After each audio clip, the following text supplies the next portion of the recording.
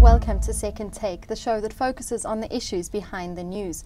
South Africa needs to ask itself how it will mobilize the money to pay for the next 100 years of mining, which aims to diversify the country's economy. Mining Weekly editor Martin Creamer tells us more.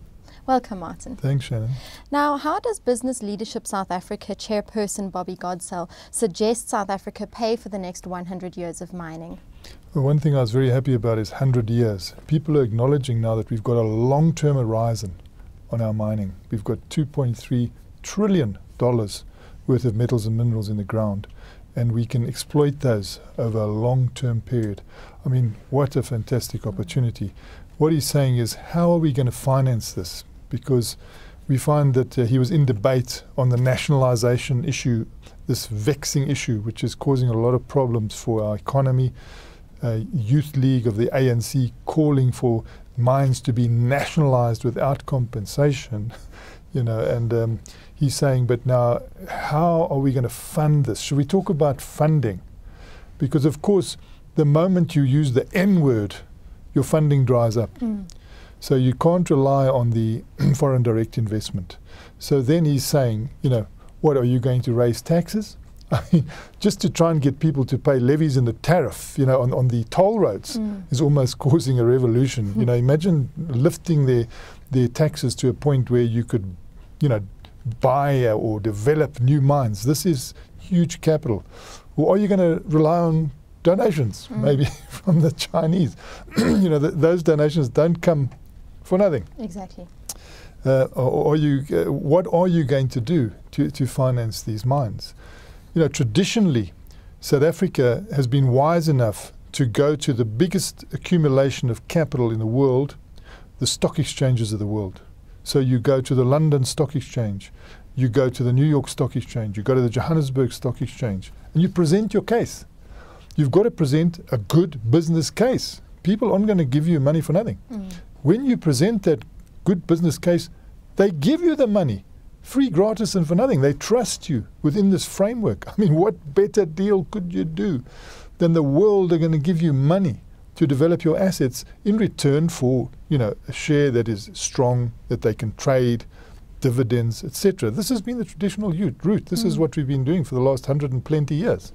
And, you know, that's why we had so many stock exchanges in Barberton in the old days. We had the Johannesburg Stock Exchange. That was a vigorous stock exchange. I'd love it to get back to that because I think Bobby Godsell is also making the very valid point. There are no longer, like there were, you know, hundreds of years ago, these very big accumulations of wealth by certain families and certain banks. You know, there has been a distribution of a lot of cash, and where you now get funds from, if you want to build something, is you go to the stock exchange, and the institutional investors who are in charge of funds for pensioners, for people who are saving for their retirement, their provident funds, and also their life insurances, they use that money, but they've got to be careful about it. They've got to make sure they get a return on that investment. So that's why you've got to have such a good business case. That is how the world works. That is how we wanted to continue to work in South Africa. But if the ANC Youth League nationalizes without compensation, there's going to be an immediate collapse of our Johannesburg Stock Exchange. It's going to just fall to the floor, and no other country in the world is going to put a center. So how are they going to then develop the mines? Will they go to the taxpayer? The taxpayer will scream blue murder. So will they go to our provident funds and pension funds? I mean, the Mine Workers Union has already said, hey, don't touch our funds. I mean, you know, we are invested in the stock exchange. If you make these noises, we've already lost all that. So there's going to be no way of funding, you know, this treasure chest of wonderful metals and minerals that we can sell into the world if we go the nationalization route. But still, the ANC Youth League, I don't know, they don't seem to be listening. Now, they've also the ANC Youth League made 12 demands to the Chamber of Mines last week at their March for Economic Freedom. Now, Godsell says that 9 of those 12 demands have been met through government regulation, and 8 are already being affected by government regulation. Can you elaborate on that? Yeah, you know, I mean, why say that you need ownership in order to affect health in mines, or in order to affect some sort of procurement policy, in order to be the custodian of the mines. Governments around the world, although they the modern governments are different to what they were in the past, they do have this ability to regulate. Yes. And they do regulate. And so that is a role that they play. And we can see that one of the industries where they've really regulated is the mining industry. So, he's making 12 demands. 8 of them are already in place.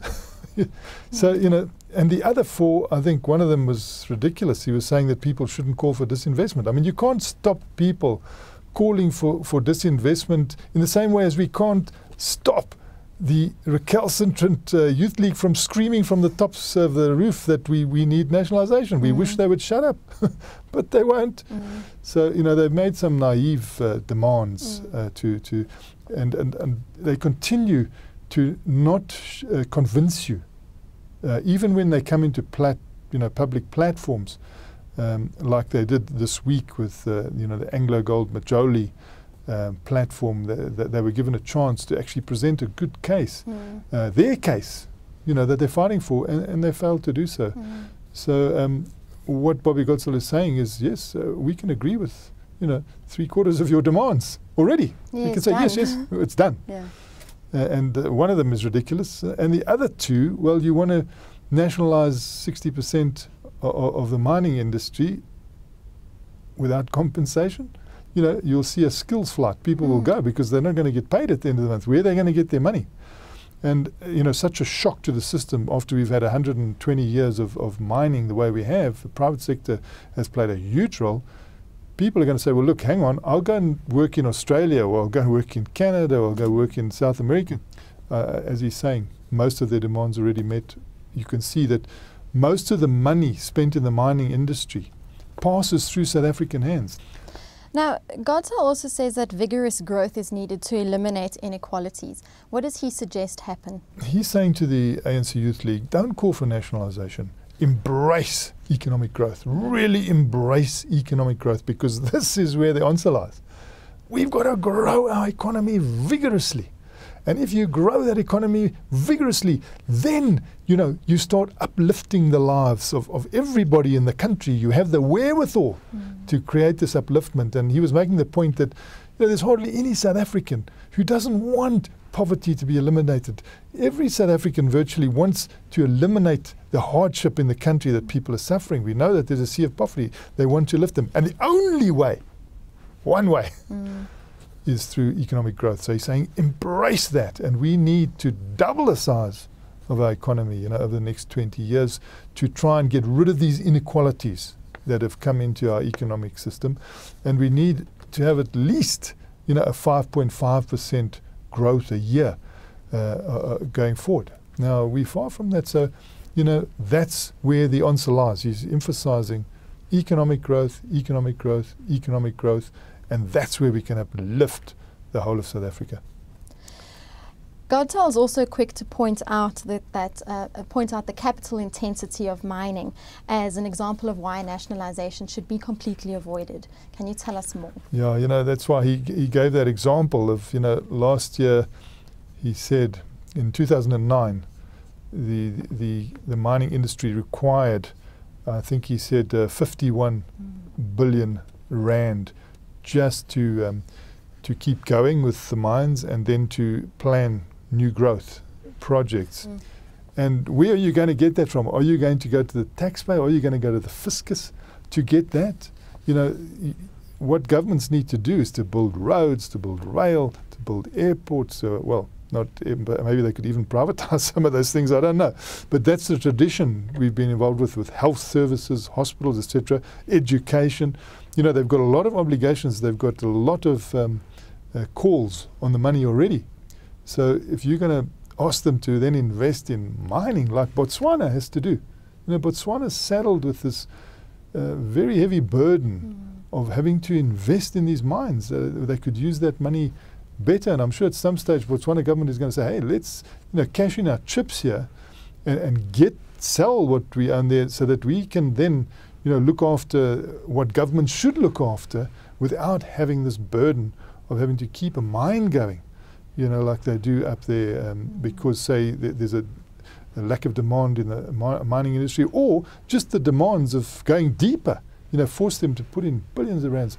It's not something we want to be saddled with here. We want to only benefit from the upside. Let's benefit from mining upside. Look how the government does. I mean, it benefits in taxes enormously, but it mustn't have to chip in on the downside. So it just sounds as if the ANC Youth League has possibly not done enough homework. Well, I think that they've made this call. I think the Chamber of Mines said that it's a scarecrow. And I'm beginning to wonder whether that's not correct, that this is just something to scare South Africa into doing something very special to create jobs. Because even, you know, when Bobby Godsall was debating it, you know, Pula Mabe, the treasurer of the ANC Youth League, sort of said, well, if it's not going to be nationalisation, then what is it going to be? So you start to suspect that they've drawn a lot of attention to themselves to really draw attention to the fact that South Africa has got a sea of poverty and it's got a lot of joblessness. And I'm hoping that, you know, they will eventually say, okay, well, we agree with you, perhaps you wiser than we are, that nationalisation is not going to work, but what are you going to do? And I think that might be a better proposition, because there's a lot of agreement with them, you know, that we need more jobs, we need less poverty, and we need to have more equality. And maybe if it can be turned into a catalyst to get that, then it would have done a job. Well, thank you very much for your insight, Martin. It's a great pleasure, Shannon. That's the show for today. Join us again next time for more news and insight into what's happening in the mining world.